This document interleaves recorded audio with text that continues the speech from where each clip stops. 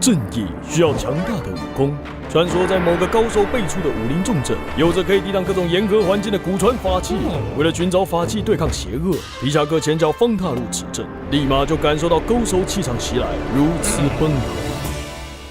Hello， 大家好，欢迎来到客栈客卡店。想到客家最知名的客庄，当然就是我们 Moni 的米农啦。说它是台湾所有乡镇中最负盛名的地方，也一点都不超过。除了让人口水直流的米农面趴板以外，冲第一的当然就是咱们的米农自在，有自在呀，有自在。别听它油脂的，像黑皮一样油腻腻的，它可是吉祥的好东西呢。除了有子念10次，有子，突然就像生个儿子一样，而且圆圆的直闪，还象征着圆满，实在是喜气洋洋，恭喜发财啊！珍惜遮阳遮阴，送礼自用2相宜，又水当当的。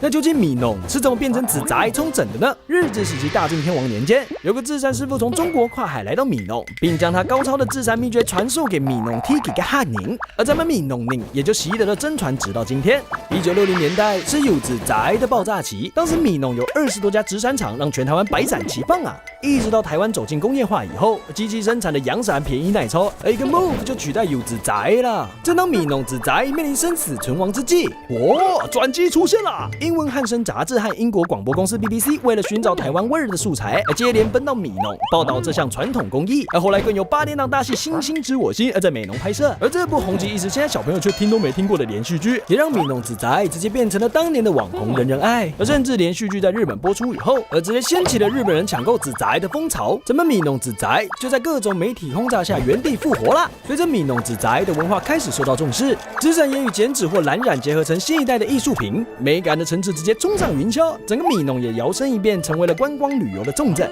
But 随着外来的观光客大量涌入，米农这个本来静谧的客家乡镇也出现了变化。过去走进米农，你只会听到此起彼落的哈克巴，但现在米农宁为了照顾这些外来的客人，也尽量用华语来沟通，而毕竟用客语没几个观光客听得懂啊，这让曾经随处可听到的哈克巴，而不再是公开场合的语言。究竟让人们走进客庄，认识客家是好事还是坏事？就让我们继续看下去。皮夹克持着老师傅教给他的古传有自在，蓦地龙吟虎啸，风雷交加，一阵银色的光芒从天而降，将皮夹克包覆。看来皮夹克再也不用担心那邪恶冰与火的侵袭。身为小文青，身上就是要有许多古着。今天的文青小物就是有自在。你这家伙什么年代来这么有自在？有自在！小姐，你没事吧？你们怎么可以这么过分？怎么可以这样嘲笑别人呢？人人的审美观不尽相同啊！这句话怎么那么耳熟？你们看，这是我买的新衣料。啊，好像棋盘似的。我看倒有点像稿纸，真像一块块绿豆糕。我们不禁哄堂大笑。同样的一件衣料，每个人却有不同的感觉。那位朋友连忙把衣料收起来，他觉得衣料就是衣料，不是棋盘，也不是稿纸，更不是绿豆糕。人人的欣赏观点不尽相同，那是和个人的性格与生活环境有关。我怎么忘记人与人之间应该要有彼此容忍和尊重对方的雅量了呢？我犯了大错，我必须弥补这个过错。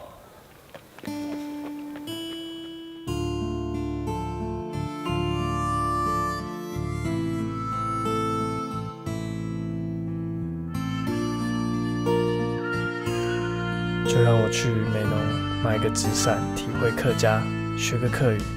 这样我就能体会小文青的内心了吧。